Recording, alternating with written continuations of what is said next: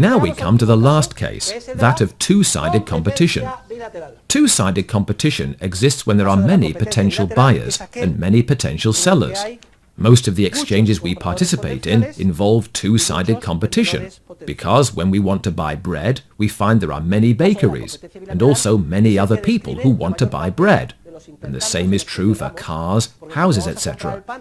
For illustrative purposes, I have supposed here that there are 10 potential buyers, but we could imagine that there are 10,000, 100,000, or 1 million with their valuations, and 8 potential sellers with their valuations. In short, what I have done in this case is to superimpose the two previous cases. Let us suppose that these circumstances arise. It is important for you to know that these subjective relationships are not given. They are not fixed. They are not static or immutable. Instead, they change constantly as a result of entrepreneurial creativity and as a result of the entrepreneurial process, which leads us to close a deal. Think of a married couple having a conversation. The wife says, "Oh, just look at the market. The economic crisis, the stock market. That's it. Tomorrow, you go straight to the stock exchange and you sell our stock in such and such a company." "Yes, dear, I'll do it tomorrow." The next day, the husband arrives at the stock exchange, either in person or he makes a phone call, it makes no difference, and he realizes circumstances have changed, and instead of selling the stock, he buys more. When he gets home, his wife asks, "How did it go? Did you sell the stock?" And he says, "No." "You didn't sell it?" "No." "Then what did you do?" "I bought more." "What? I'm going to kill you!" The point is, information was lacking. Here we make assumptions for purely illustrative purposes, so we see how the process works.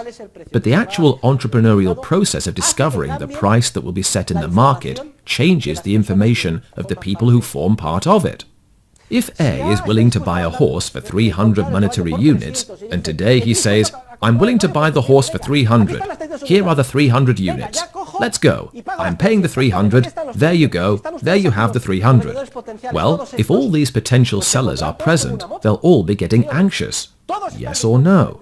They are all willing to sell it for 300. Am I right?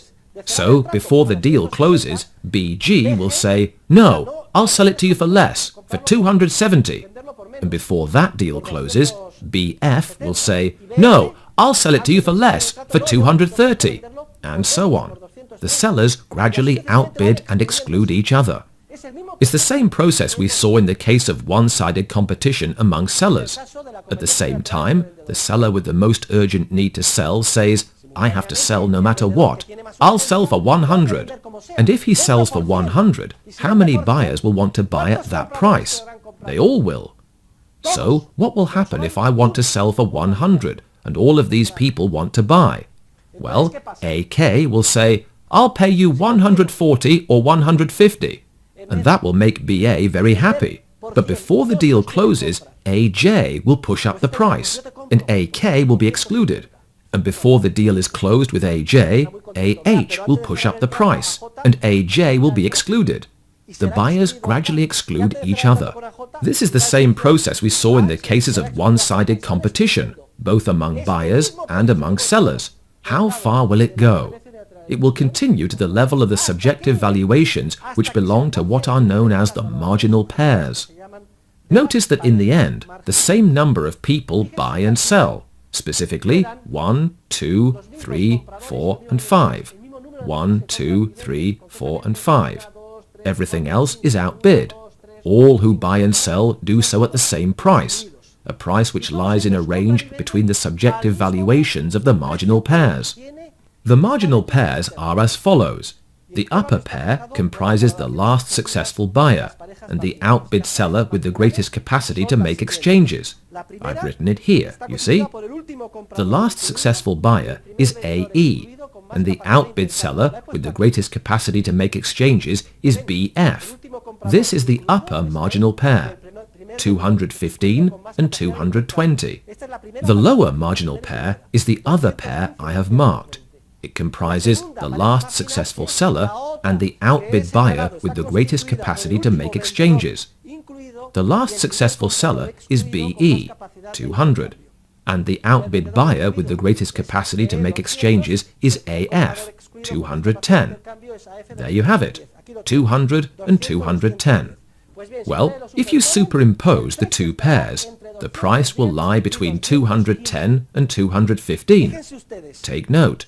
Who makes an exchange in two-sided competition? The competitors, whether buyers or sellers, who have the greatest capability for exchange. Those willing to buy at a higher price and those willing to sell at a lower price. How many exchanges take place? In our example, 5. That is, the number of pairs who have been able to make an exchange. We see them in descending order with respect to their capability for exchange. At what price will the exchanges take place?